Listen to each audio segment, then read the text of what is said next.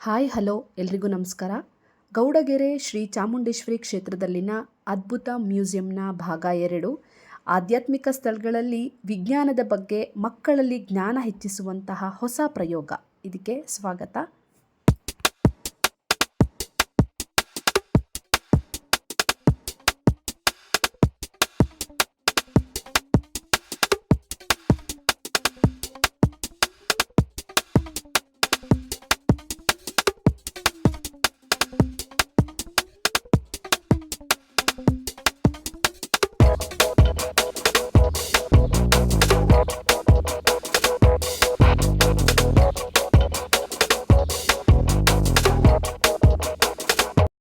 ಗ್ರಾಮೀಣ ಹಳ್ಳಿಯ ಜೀವನ ಅತ್ಯಂತ ಶಾಂತಿಯುತವಾದಂಥದ್ದು, ಹಾಗೆ ಪ್ರಕೃತಿ ಸೌಂದರ್ಯದಿಂದ ಕೂಡಿರುವಂಥದ್ದು. ಹಿಂದಿನ ಕಾಲದಲ್ಲಿ ಪ್ರತಿಯೊಂದು ಕುಟುಂಬವನ್ನು ಅವರವರ ಕುಲಕಸುಬುಗಳಿಂದ ಗುರುತಿಸ್ತಾ ಇದ್ದಂಥದ್ದು ನಮಗೆಲ್ಲರಿಗೂ ತಿಳಿದಿರುವಂತಹ ಸಂಗತಿ. ಆ ಕುಲಕಸುಬುಗಳ ಚಿತ್ರಣವನ್ನು ಕಣ್ಣಿಗೆ ಕಟ್ಟುವಂತೆ ಅತ್ಯಂತ ನೈಜವಾಗಿ ಪ್ರದರ್ಶಿಸಿರುವುದು ಯುವ ಜನಾಂಗಕ್ಕೆ ಹಾಗೆ ಮಕ್ಕಳಲ್ಲಿ ಅದರ ಕುರಿತು ಆಸಕ್ತಿ ಮೂಡಿಸುವಲ್ಲಿ ಬಹಳ ಅತ್ಯುತ್ತಮ ಪ್ರಯತ್ನ ಅಂತ ಹೇಳಿದ್ರೆ ತಪ್ಪಾಗಲ್ಲ. ಹಾಗೆ ವೀರ ಯೋಧರ ಚಿತ್ರಣ, ಹಳೆಗನ್ನಡದ ಕವಿಗಳು, ರಾಜ ಮನೆತನಗಳು ಎಲ್ಲವೂ ನೈಜವಾಗಿದೆ.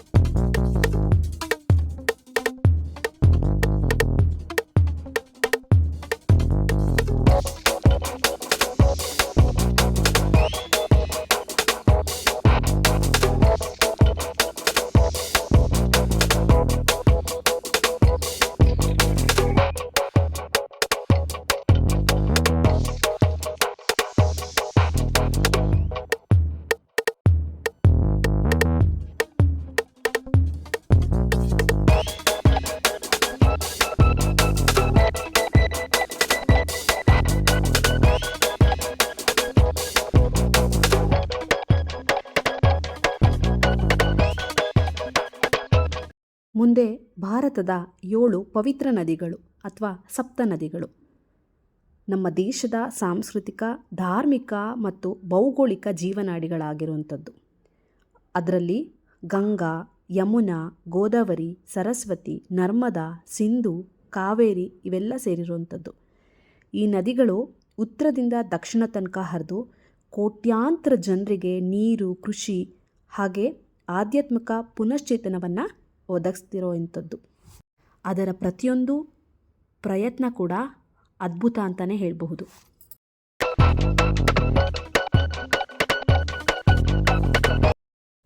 ಹಾಗೆ ಭಾರತದಲ್ಲಿನ 12 ಪವಿತ್ರ ಜ್ಯೋತಿರ್ಲಿಂಗಗಳು ಶಿವನ ಜ್ಯೋತಿ ಸ್ವರೂಪದ ಆರಾಧನಾ ಕೇಂದ್ರಗಳಾಗಿರುವಂಥದ್ದು. ಇವು ನಮ್ಮ ಭಾರತ ದೇಶದ ವಿವಿಧ ಭಾಗಗಳಲ್ಲಿ ನೆಲೆಸಿರುವಂಥದ್ದು. ಗುಜರಾತ್ನಲ್ಲಿ ಸೋಮನಾಥ, ಆಂಧ್ರ ಪ್ರದೇಶದಲ್ಲಿ ಮಲ್ಲಿಕಾರ್ಜುನ, ಮಧ್ಯಪ್ರದೇಶದಲ್ಲಿ ಮಹಾಕಾಳೇಶ್ವರ, ಹಾಗೆ ಮಧ್ಯಪ್ರದೇಶದಲ್ಲಿ ಓಂಕಾರೇಶ್ವರ, ಉತ್ತರಾಖಂಡಲ್ಲಿ ಕೇದಾರನಾಥ, ಮಹಾರಾಷ್ಟ್ರದಲ್ಲಿ ಭೀಮಾಶಂಕರ, ಉತ್ತರ ಪ್ರದೇಶದಲ್ಲಿ ಕಾಶಿ ವಿಶ್ವನಾಥ, ಮಹಾರಾಷ್ಟ್ರದಲ್ಲಿ ತ್ರಯಂಬಕೇಶ್ವರ, ಜಾರ್ಖಂಡ್ನಲ್ಲಿ ವೈದ್ಯನಾಥ, ಗುಜರಾತಲ್ಲಿ ನಾಗೇಶ್ವರ, ತಮಿಳುನಾಡಿನಲ್ಲಿ ರಾಮೇಶ್ವರ, ಹಾಗೆ ಮಹಾರಾಷ್ಟ್ರದಲ್ಲಿ ಗೃಷ್ವೇಶ್ವರ. ಈ 12 ಜ್ಯೋತಿರ್ಲಿಂಗಗಳನ್ನ ಭಕ್ತರು ಪವಿತ್ರ ಅಂತ ಹೇಳಿ ಈಗಲೂ ಕೂಡ ಆರಾಧಿಸ್ಕೊಂಡು ಬಂದಿದ್ದಾರೆ.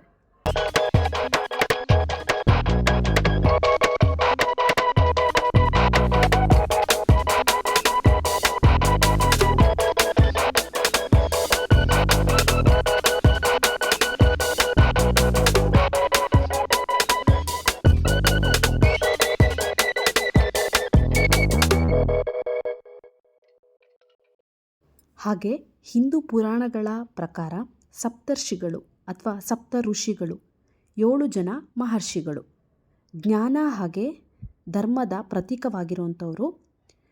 ಅತ್ಯಂತ ಪ್ರಾಚೀನ ಋಷಿ ಮತ್ತು ಪ್ರಜಾಪತಿಗಳಲ್ಲಿ ಒಬ್ಬರಾದಂತಹ ಕಶ್ಯಪ, ಬ್ರಹ್ಮದೇವನ ಮಾನಸ ಪುತ್ರ ಹಾಗೂ ಜ್ಞಾನಿ ಅತ್ರಿ, ಧರ್ಮ ಮತ್ತು ನೀತಿಯ ಜ್ಞಾನಿ ಅರುಂಧತಿಯ ಪತಿ ವಸಿಷ್ಠ, ಗಾಯತ್ರಿ ಮಂತ್ರವನ್ನು ಕಂಡುಹಿಡಿದಂತಹ ವಿಶ್ವಾಮಿತ್ರ, ಋಗ್ವೇದದ ಮಂತ್ರಗಳನ್ನು ರಚಿಸಿದಂಥ ಗೌತಮ, ಭೃಗು ವಂಶಸ್ಥರು ಮತ್ತು ಪರಶುರಾಮನ ತಂದೆ ಜಮದಗ್ನಿ, ಆಯುರ್ವೇದದ ಜ್ಞಾನಿ ಭಾರದ್ವಾಜ ಇವರೆಲ್ಲರ ಚಿತ್ರಣವನ್ನು ಕೂಡ ನೀವಿಲ್ಲಿ ವೀಕ್ಷಣೆ ಮಾಡಬಹುದು. ಹಾಗಾದರೆ ಮಿಸ್ ಮಾಡದೆ ಗೌಡ್ಗೆರೆಗೆ ಭೇಟಿ ನೀಡಿದಾಗ ಈ ಒಂದು ಪ್ರದರ್ಶನಕ್ಕೆ ಮಿಸ್ ಮಾಡದೆ ಮಕ್ಕಳನ್ನು ಕೂಡ ಕರ್ಕೊಂಡು ಹೋಗಿ ಈ ಒಂದು ಪ್ರದರ್ಶನವನ್ನು ತೋರಿಸಿ ಅಂತ ಹೇಳಿ ಈ ಮೂಲಕ ಕೇಳ್ಕೊತೀನಿ.